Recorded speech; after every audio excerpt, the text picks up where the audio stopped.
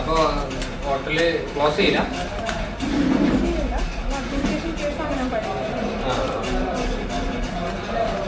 പോലീസുകാരൻ പാർസൽ വാങ്ങിയ ബിരിയാണിയിൽ ചത്ത പാറ്റയെ കണ്ടെത്തി. ഭക്ഷ്യസുരക്ഷാ വിഭാഗം ഹോട്ടൽ ഉടമയ്ക്ക് നോട്ടീസും നൽകി.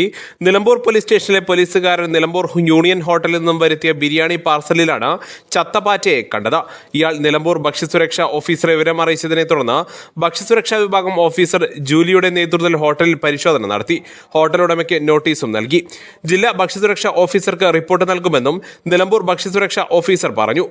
നിലമ്പൂർ നഗരസഭ ആരോഗ്യ വിഭാഗവും ഹോട്ടലിൽ പരിശോധന നടത്തി. ഭക്ഷ്യസുരക്ഷാ വകുപ്പ് ഹോട്ടലിൽ പരിശോധന നടത്തിയ ശേഷം നിലമ്പൂർ പോലീസ് സ്റ്റേഷനിൽ എത്തി ബിരിയാണി പരിശോധിക്കുകയും ചെയ്തു.